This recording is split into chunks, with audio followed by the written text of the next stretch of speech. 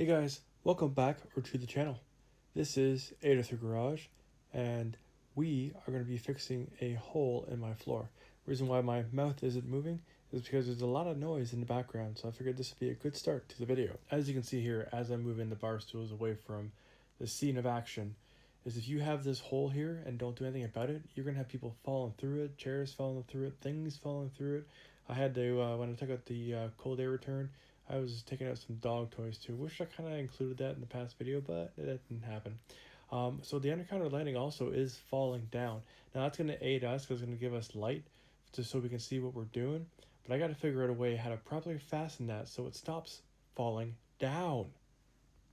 So this is the hole from the basement. And what we're going to do is take some 2x8s, put them on their knife, and I'll take 3 of them, 1, 2, 3, to strengthen up the floor, and then I'll fill that stuff in with 3/4 ply. Now that we know what we're going to do, it's time to cut the wood necessary. Now you saw me cutting off my feet. Don't recommend anybody having to do that. I'm also gluing these pieces of 2x8s into place with PL Premium.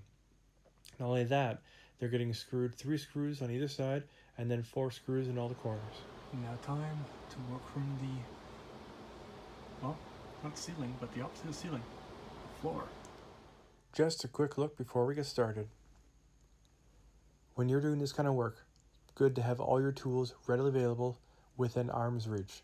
Now I measure, then test fit the wood that's cut, and it's glued and fastened using screws.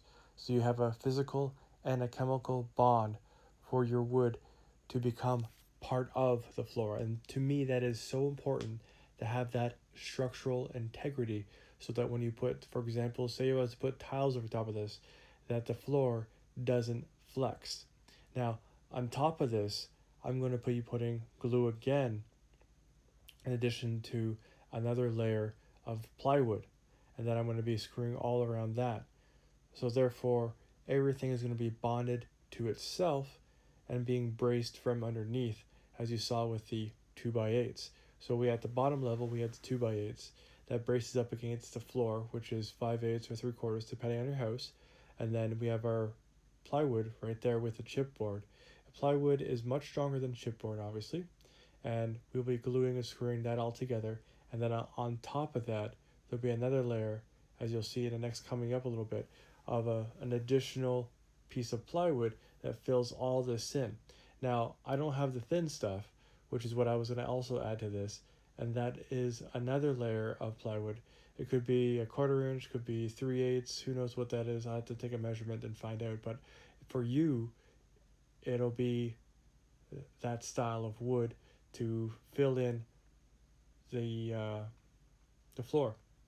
And after that, it should be more than strong enough, not just strong enough, for you to put your tile or whatever the finished product is. It could be laminate, who knows. If it's laminate, you got no problems. If it's tile, it's best to have a nice strong structural area so that everything moves together and it prevents your tiles from actually cracking, popping, doing whatever tiles like to do when they come up from the floor.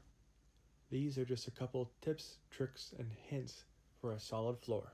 And there you have it, guys. The floor is patched. You can also do this kind of work just from the upper floor.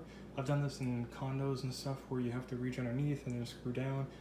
I use glue, obviously, but it's always easier to go from underneath and then from on top, especially in a household situation. So thanks for watching me repairing my floor, and I'll catch you guys in the next one. Take care, peace, and if you have any questions, comments, concerns, leave them down below, and I'll get back to you as soon as I can.